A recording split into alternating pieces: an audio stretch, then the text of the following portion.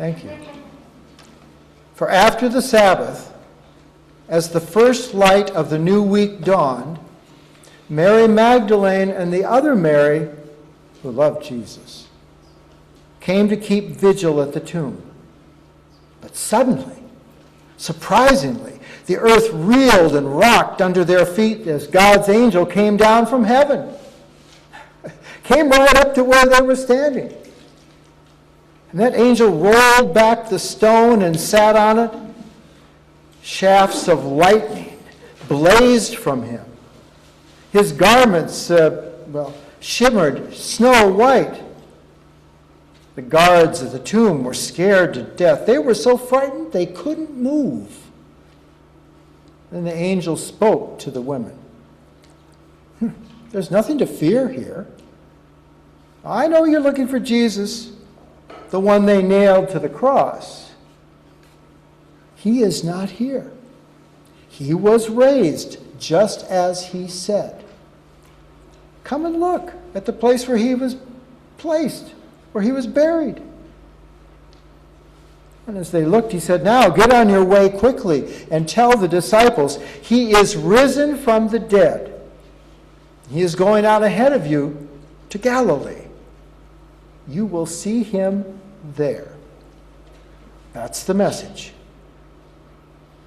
Well, the women, deep in wonder and full of joy, lost no time in leaving the tomb. They ran to tell the disciples. Then, suddenly, surprisingly, Jesus met them, stopping them in their tracks. Good morning, he said. What could they do? They fell to their knees, embraced his feet, and worshiped him. Jesus said, hey, you're holding on to me for dear life. Don't be frightened like that. Go tell my brothers that they are to go to Galilee, and I'll meet them there. That's our passage. That's our message. Oh, and speaking of our Sunday morning Bible study, weren't we? I mean, is it taking a holiday today? Is it? We're good. We're good? Okay. Well, that's good. It's good because... We're on, I mean, by good, I mean... Oh, you're on. Okay, we're on. Good. Great. Well, I'm glad for that because, everyone's invited in person, online. And what I really like about it is how often I'm surprised by the things we talk about, right? And what the others notice that I don't. And therefore, what all I can still learn. Yeah. I mean, how we do it, just briefly. We start by selecting a passage, much like the one I just read. And then we are invited to say what words or phrases stood out to us. For example, there is nothing to fear. He is risen from the dead. He is going on ahead of you. You will see him there. Well, then Jesus met them, stopping them in their tracks. Like that. So it goes. And where it stops, God only knows.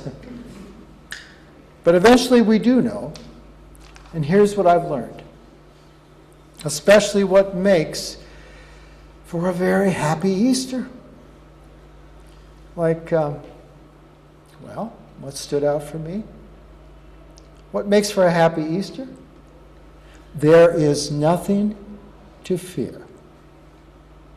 There is nothing to fear. For Jesus did what he said. He did what he had predicted. They didn't want to believe him, but he did it. In fact, he stood firm in the face of evil to prevail, to rise again from the dead. And some 2,000 years later, right? 2,000 years later, according to my calendar, Jesus has yet to be forgotten. Say what you want, but that's got to count for something, doesn't it? And what's more, verses like, He is going on ahead of you. Ahead of you. You will see Him there. Where? Well, like we were saying with the kids. Wherever we go. And He'll be there, up close and personal. Even sometimes that, well, you don't think it looks like Jesus. But have you ever had a time when out of the blue, you walk into a store, okay, almost anywhere, someone smiles at you, again, out of the blue, and they smile at you like they really mean it. And they say, "Good morning." Surprise? Coincidence? Serendipity? Or God? Well, maybe all of the above. As when and over the next few weeks until Jesus ascended, Jesus would show up in the most surprising of places. Well, like the time even he prepared a little continental breakfast. Well, not with fresh fruit and pastries. But a little fish, a little bread, right there on the beach. For the disciples were fishermen.